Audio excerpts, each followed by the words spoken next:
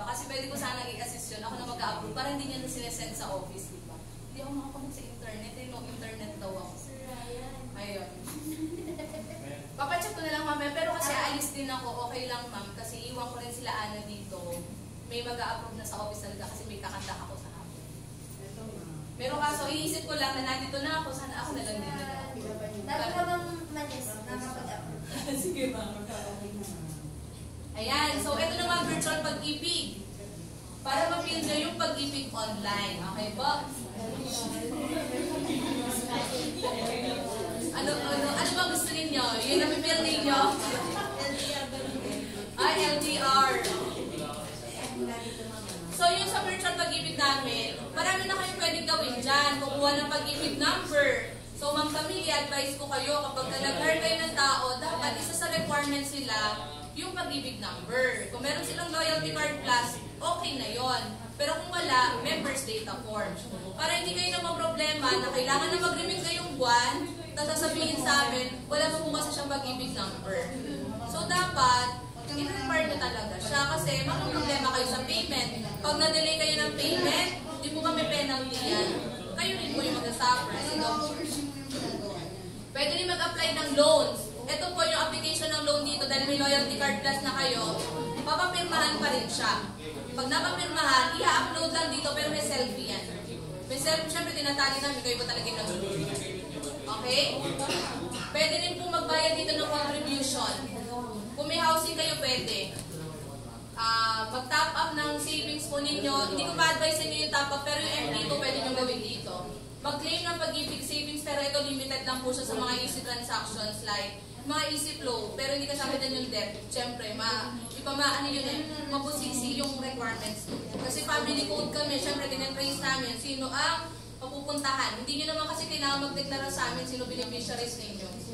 So, automatic yung family code sinusunod namin. Single kayo, magulang. Married kayo, walang anak, magulang, asawa. Kapag may anak naman kayo, asawa at anak. Ganun po siya. So, pinapalo natin yun na sa family code. And syempre, pwede din kayo kung wala kayong magawa sa gabi, pwede kayo makapag-chat sa Lingkod Pag-ibig Service Agent namin. Diba? Wala kang ka-chat yan. Mag-chat ka ni Jan. Wala na magre-reply, ma'am. Tapos babalikan ako, sabi mo pwede makapag-chat, bakit tagal-tagal mag-reply? Tulog na pala. 15M nga kami, tapos gusto mo immediate reply.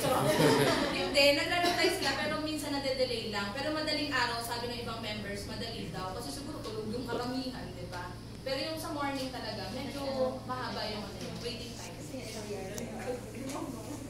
Ayan, para ma-enjoy ninyo yung premium services. Yung kasi, open lang siya sa ating website.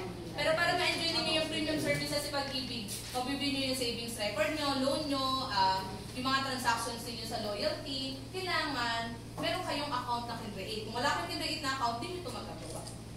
Ay, sorry, pinipicturean. Okay na po ba yan? Okay na kayo dan? Ayan, view ng savings record, makapag-view ng loan records, kahit housing, multipurpose loan, calamity, pasok dyan. And malaman yung loyalty card plus cash transactions. Paano kayo makaka-create ng account? May tatlong way po tayo, pero yung isa pang OFW. Yung create and activate your account online, ang gagawin nyo po dito, wala kayong loyalty card, di ba? Mag-upload kayo ng valid ID, magsa-selfie kayo habang hawak yung valid ID, and then meron kayong mga ipapasok ng mga information. Yung information na ipapasok ninyo, itatali namin siya dun sa system. So yung mga under ng Cabanatuan branch, kapag na ganyan, syempre dumadaan siya sa amin. May maker kami, check nila kung tali ba yung mga pinrovide na information, yung selfie, tama ba, nakahubad ba si member. Meron kasi talaga, nakatwalya pa sila, ganun. Pero syempre, in-inform namin na magdamit naman kasi government naman yung na-applyan Meron pa yung mga picture, parang pang Facebook, yung nakaupo ko na gano'n, nakapost. Mukha lang naman kailangan namin, nakita yung valid ID, diba? Yung ang profile picture ng social media. So, hindi mo namin makikita, tapos makakompare yung hawak niyang ID. Kailangan kasi readable yun, hawak ng ganyan. Yun naman yung karaniwan sa government, di ba pag nagtatransa kayo ngayon, o SS, gano'n din. Hindi yung parang mag-post ka ng profile picture mo sa Facebook.